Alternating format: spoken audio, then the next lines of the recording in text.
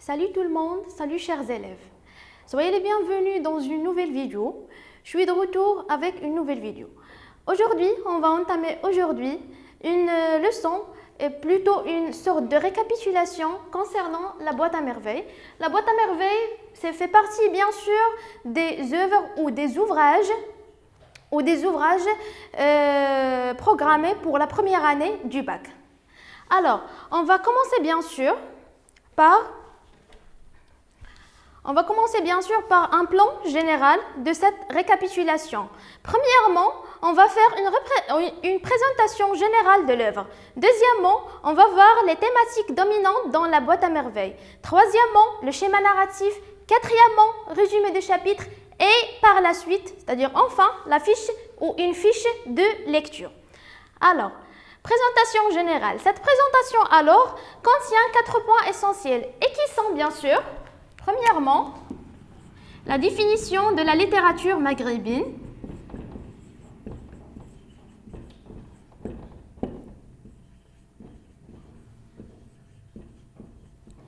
Deuxièmement, le roman autobiographique. C'est le genre de notre roman, La boîte à merveilles, le roman autobiographique.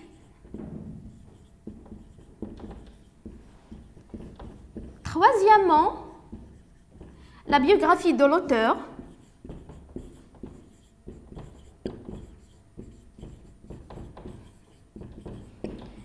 Ahmed Sfrioui. Et enfin, l'étude de paratexte. L'étude de paratexte.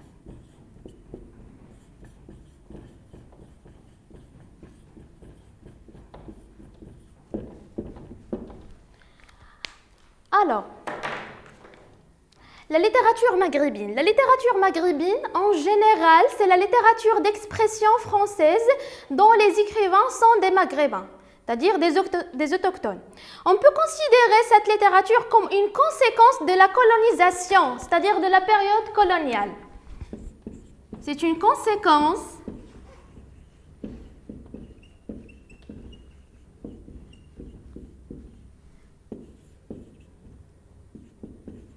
de la colonisation française, bien sûr.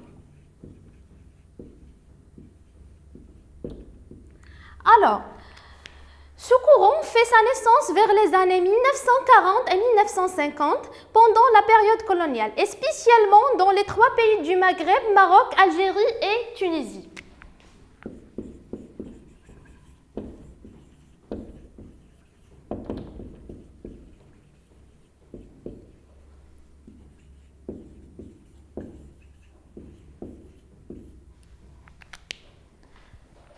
Alors, par la suite, les écrivains ou les fondateurs de cette littérature, c'est-à-dire de la littérature maghrébine, ont conduit une réflexion et servent à critiquer leur société, c'est-à-dire les habitudes, les coutumes, les traditions. Parmi ces écrivains, on va citer les suivants. On a Mouloud Firaoun, Mohamed Dib, Albert Mimi, Mohamed Khaireddin avec son ouvrage le plus connu, Il était une fois un vieux couple heureux, Ahmed Sfrioui, notre auteur pour La boîte à merveilles, Driss Chaibi avec son ouvrage le plus connu, Le passé simple, et par la suite on a Katib Yassine et Tahar Ben Jelloun avec ses ouvrages les plus connus, L'enfant du sable et L'auberge des pauvres. Les thématiques traitées par ces écrivains ou les thèmes traités par ces écrivains sont des différentes thématiques. On peut citer les suivantes. Premièrement, l'identité marocaine et le mode de vie quotidien dans la société maghrébine. Et par la suite, on a les traditions, comme j'ai déjà dit, les traditions, les coutumes, les valeurs et les mœurs des citoyens maghrébins. Deuxièmement, le roman autobiographique. Alors, on va poser 3 questions principales.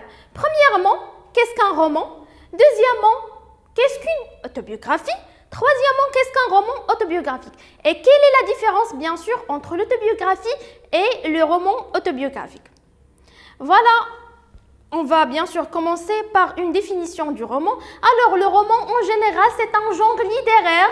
On peut considérer comme une œuvre narratif imaginaire avec la présence de l'imagination, du merveilleux et, si vous voulez, du fantastique. Alors, deuxièmement, la définition de l'autobiographie. L'autobiographie, c'est un genre littéraire comme le roman. C'est une écriture de soi. Autrement dit, c'est un récit qui est fait essentiellement par un auteur dont il raconte précisément sa propre expérience, ses aventures, ses souvenirs en plein de sincérité. Et dernièrement, on a le roman autobiographique. En littérature, un roman autobiographique, c'est dans lequel l'auteur sert à inclure les événements, c'est-à-dire des événements personnels, des histoires vécues appartenant à sa vie ou à sa propre vie. Faites à la première personne du singulier le je, alors on trouve cette équation ici, on trouve l'auteur égale le narrateur, le personnage. Alors, l'auteur, le narrateur, le personnage, ce sont la même personne.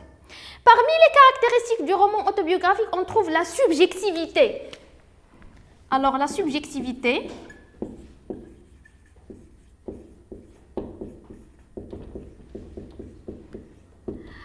la subjectivité par l'utilisation de la focalisation interne. On trouve aussi la narration des souvenirs.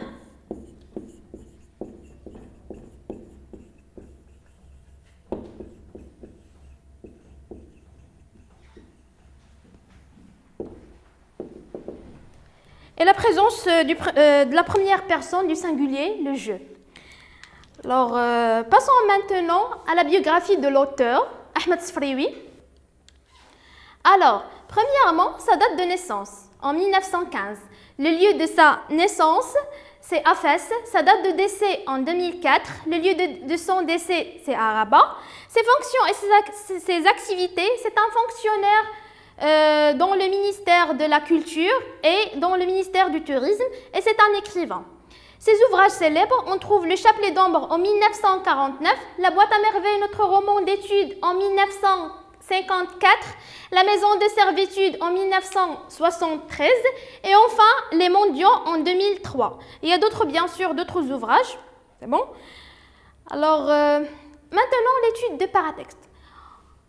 Avant d'étudier le paratexte, on va bien sûr faire une petite définition. On va définir qu'est-ce qu'un paratexte et quel est l'objectif de paratexte. Alors, la définition, c'est l'ensemble des éléments qui sert à désigner toutes les composantes de la couverture d'un ouvrage. Alors, pardon, sert à désigner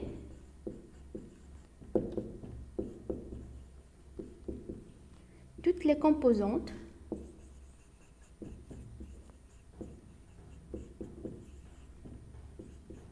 de la couverture.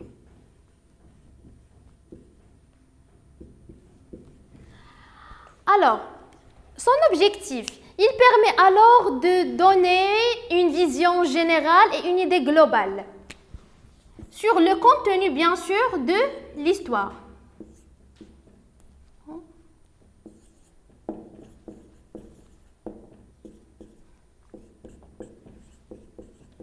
Idée générale.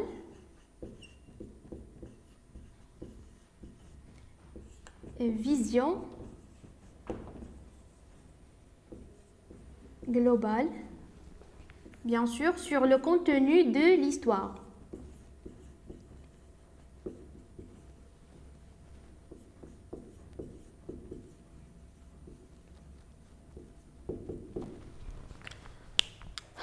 Alors, le titre, la signification du titre. Le titre, c'est la boîte à merveilles, c'est-à-dire cela signifie bien sûr boîte magique, boîte à souvenirs ou un petit coffret. Deuxièmement, l'illustration ou l'image. Il existe une porte entrouverte, comme vous voyez, un petit enfant, un gamin avec des regards de tristesse et du malheur. On a aussi deux femmes traditionnelles portent l'ancienne haïk dans l'ancienne Médina. Par la suite, on a la signification des couleurs. La signification des couleurs, dans la première page de la couverture, bien sûr. On a le noir, ça signifie la souffrance, le malheur, la solitude, la tristesse. Le blanc, on a la joie, l'espoir, le bonheur, l'amour, l'enthousiasme, ainsi de suite. Et enfin, on a bien sûr la quatrième page de la couverture. Il s'agit d'un petit résumé qui sert à donner l'envie et la volonté au lecteur de lire et de découvrir toute l'histoire, c'est-à-dire le contenu de l'histoire, les personnages, les événements, les actions, ainsi de suite. Alors, deuxièmement, on a les thématiques dominantes dans la boîte à merveilles.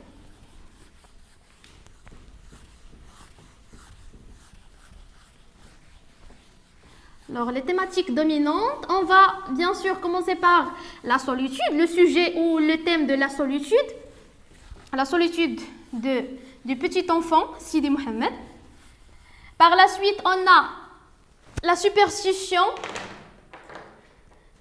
Deuxièmement, les thématiques.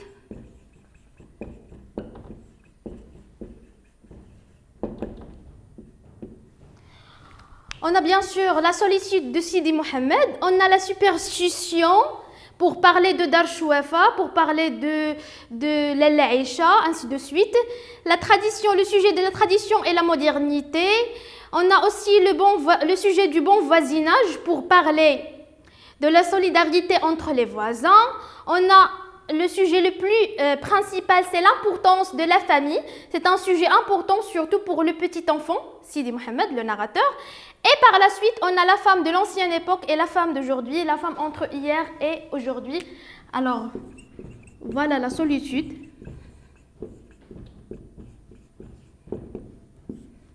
Les superstitions.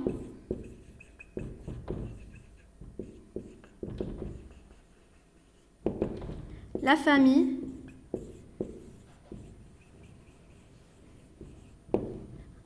Ainsi de suite. Par la suite, troisièmement, on a le schéma narratif. D'accord ? Alors, le schéma narratif se compose de 5 étapes ou de 5 éléments et qui sont... Pardon. Troisièmement,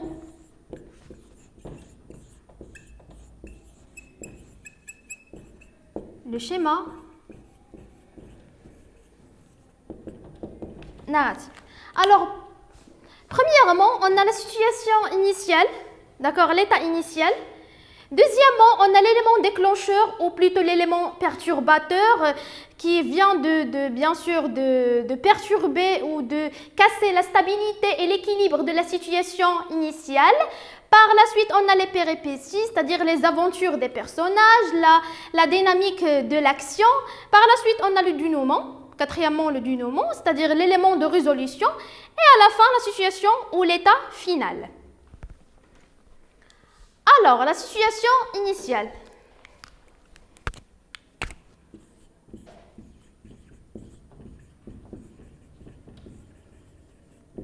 La situation initiale.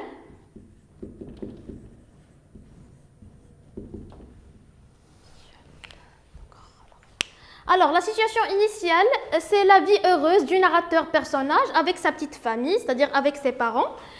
Le petit enfant est plongé toujours ou toute la journée dans un monde merveilleux, dans un monde surnaturel avec sa boîte à magique, avec sa boîte à merveilles.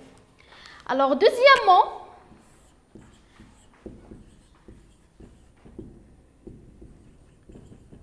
l'élément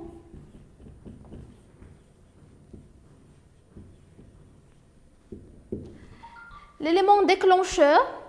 L'élément déclencheur au perturbateur, un jour, le père a perdu son capital. D'accord ? Le père a perdu son capital, son argent dans le souk. Troisièmement, les péripéties, ou comme on a déjà dit, les aventures ou la dynamique d'action. Le voyage du père à la compagnie au but de gagner, ou pour le but de gagner l'argent. Il travaille alors un travail pénible. Deuxièmement, le petit ne va pas à l'école coranique car il est triste. Et troisièmement, la tristesse et les soucis de la mère. D'accord ? Alors, troisièmement,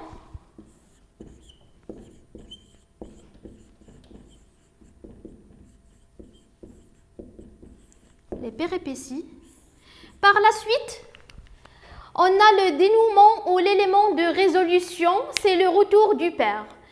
Et la situation finale, l'élément 5, le retour de la stabilité, de l'équilibre, de la joie dans la petite maison et la réouverture de la boîte par le petit enfant. Alors,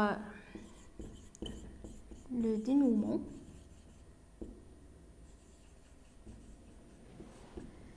Et la situation, par la suite, la situation finale, c'est le retour du père, le retour de la joie, ainsi de suite. Alors, on a donc terminé le schéma narratif. On va passer alors au résumé des chapitres. D'accord? On a 12 chapitres, d'accord? On va faire le résumé par saison. Alors, on a l'hiver, dans le chapitre 1, 2, 3. Le printemps, chapitre 4, 5, 6, 7. Et l'été, chapitre 8, 9, 10, 11 et 12.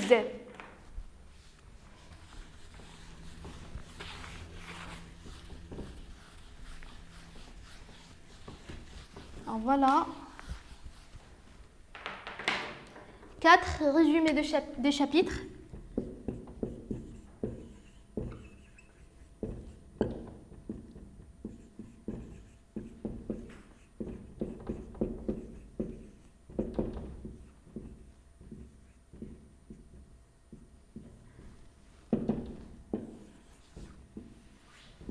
C'est par saison, l'hiver, le printemps et l'été.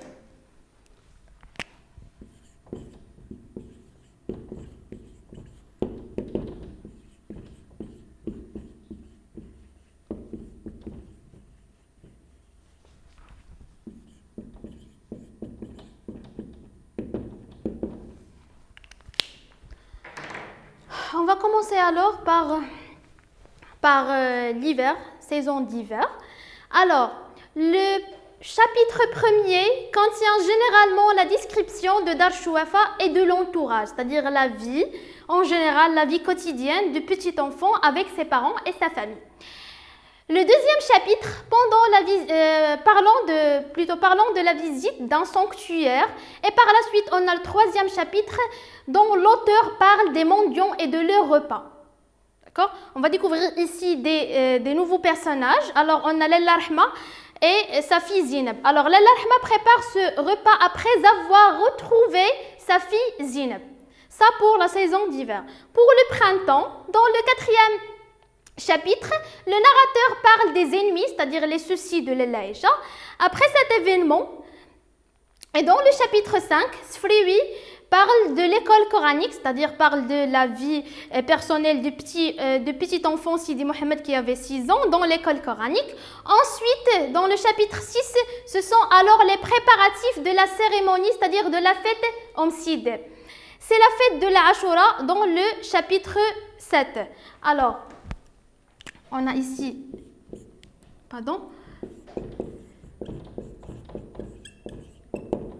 chapitre 1, 2, 3.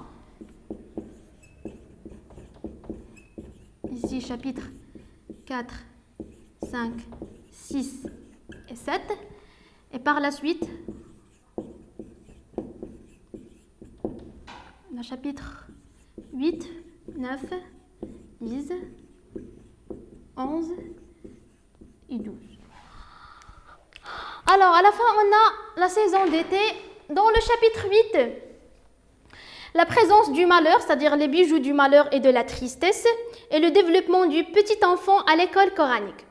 Par la suite, l'auteur parle du ménage en difficulté. Dans le chapitre 9, où les difficultés du ménage entre la famille et les voisins. Et dans le chapitre 10, une forte présence de la superstition. Dar Chouafa, les genoux, les Aïcha, ainsi de suite. Enfin, dans le chapitre 11, c'est le bavardage des femmes et le retour du père.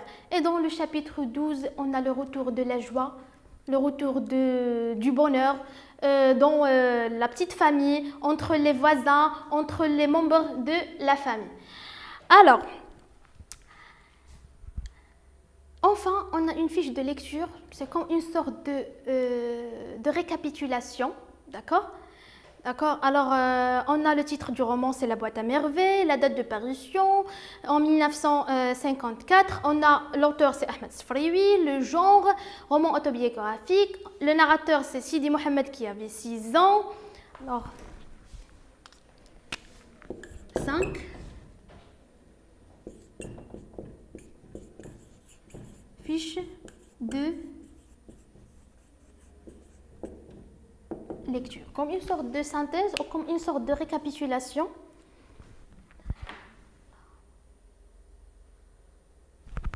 Pardon. Alors, le titre du roman, La boîte à merveilles. La date de parution, c'est 1955. L'auteur, c'est Ahmed Sfrioui. Le genre, c'est un roman autobiographique. Le narrateur, c'est Sidi Mohamed qui avait 6 ans. Les temps verbaux, c'est le présent, le futur, le passé composé pour le discours, l'imparfait et le passé simple pour le récit. On a par la suite le niveau de langue dominant. On a 2 niveaux de langue, le niveau de langue familier et courant. Le familier, c'est un niveau de langue qu'on utilise entre, bien sûr, copains et amis. Ce niveau de langue ou ce registre, ce niveau de langue plutôt se caractérise par, bien sûr, l'abréviation, le non-respect de la grammaire, le non-respect de la syntaxe. On a aussi le niveau de langue courant. Il caractérise bien sûr par le respect de la grammaire, le respect de la syntaxe, un vocabulaire très simple et très riche. On utilise ce niveau spécialement ou précisément à l'écrit. Le nombre de chapitres, on a 12 chapitres. Les personnages principaux, on a Sidi Mohamed, Lala Zoubida, Monsieur Abdeslam, Zineb, Lala Aïcha, le frère Chouafa et d'autres personnages. Les saisons, comme on a déjà vu, on a 3 saisons, l'hiver, le printemps et l'été. Les figures de style dominantes, c'est la dominance de la comparaison, d'accord, de la métaphore, la personnification et en quelque part l'hyperbole comme une sorte d'exagération. Les thèmes abordés, on a le sujet de la superstition, la solitude, l'école coranique, on a déjà vu ça au début, et d'autres thèmes. L'événement perturbateur au déclencheur, le père a perdu son capital, au souk. Les éléments ou les objets de la boîte, ça contient des boutons et des clous en général.